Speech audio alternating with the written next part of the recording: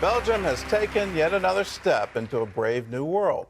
The country's parliament has legalized euthanasia for children of any age. Supporters say offering euthanasia to children is compassionate, but opponents warn that Belgium has crossed a dangerous line, and Dale Hurd has the story. After months of debate, Belgium's lower house of parliament passed legislation making this largely Catholic country the second after the Netherlands to allow euthanasia for children, and the first to allow it for children of any age. Pro-life protesters were out in force, with this Belgian mother of four saying that euthanasia is not a painkiller, it is failure, it is death. Supporters of Belgium's euthanasia law say that it's necessary and compassionate. Critics say it's a dangerous, slippery slope. If both parents agree their child should be killed, 3 doctors and a psychologist would have to certify that the child was aware of the consequences of the decision. We're talking about children that are really at the end of their life, and it's not that they have months or years to go. Their life will end anyway. But critics asked how anyone could gauge a child's capacity for discernment in such a situation. And news reports show that when it comes to euthanasia, Belgian doctors ignore the law and do what they think is best. I think the fact that Belgium is passing this law should sound as a warning bell to other countries which might be tempted to legalize euthanasia.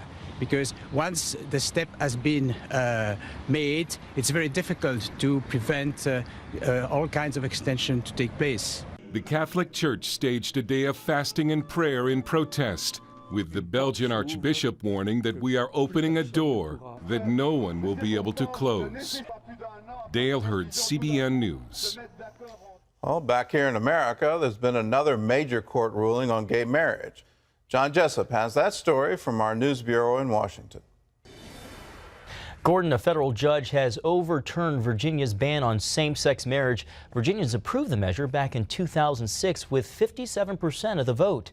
The judge also issued a stay on her order while it's being appealed. That means gay couples still won't be able to marry in the Old Dominion state.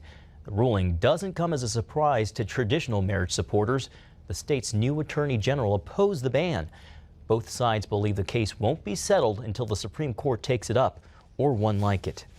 Well, you don't hear much about it in the media, but Christianity is the most persecuted religion in the world. And this week, Congress looked into the growing attacks against the Christian faith. Paul Strand has that story. Some of the top fighters against persecution from all over the world came to Capitol Hill to sound an alarm at a House hearing about the global war against Christians. The bottom line is, though Christians are the largest group of people in the world, they face more persecution than anyone. It's increasing, and no one's doing much about it. It is a huge problem, and it's getting worse, not just in the Middle East, but it's getting worse there. China, North Korea, there's an explosion of persecution against Christians, including martyrdom, torture, harassment of all kinds. 2/3 of the Christians in the world today live outside the West. They live in Africa, in Asia, in the Middle East, and other places where they are targets of convenience for anybody who is mad at the West, who is mad at Europe, mad at the United States. It's tough to take that out on the American consulate. It's very easy to take it out on the Christian church down the street. We've seen increasing attacks against Christian workers, pastors, even sexual attacks against women. But the concern also is the impunity that is being enjoyed by the forces that are doing this. And expert John Allen points out this isn't just about Muslim radicals persecuting Christians, since so many groups take their ire out on Christ's followers. It is a fact that radical Islam is the world's leading manufacturer of anti-Christian hatred, but it is equally a fact that radical Islam could fall off to the planet tomorrow and Christians would not be safe.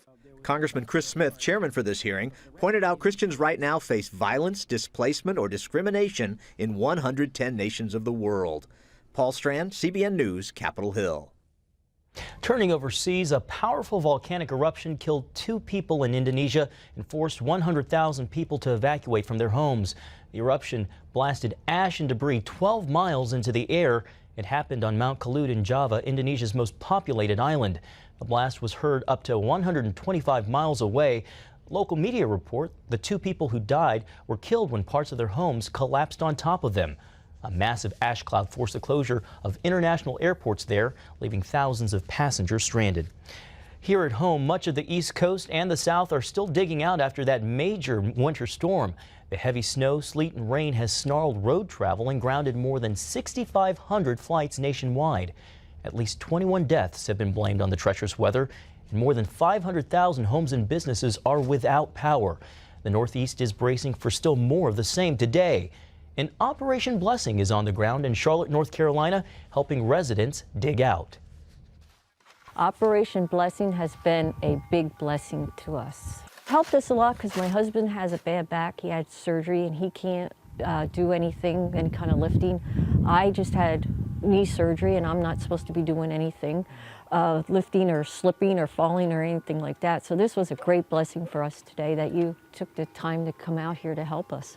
Operation Blessing is also partnering with a local church in the Charlotte area. And Gordon, it's great to see all the different ways Operation Blessing is helping people in need. And if you want to partner with Operation Blessing, there's an easy way to do it. Just call us 1-800-759-0700. Just say, I want to be a part of Operation Blessing's disaster relief. When disasters strike, whether here or at home or abroad, we want to strike back with love and compassion. And we're able to do that in your name when you partner with us. So if you'd like to give, do it now. 1-800-759-0700. Facebook users don't have to be just male or female anymore.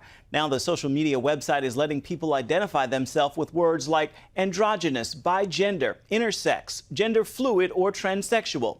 Facebook also does allow people to keep their gender identity private.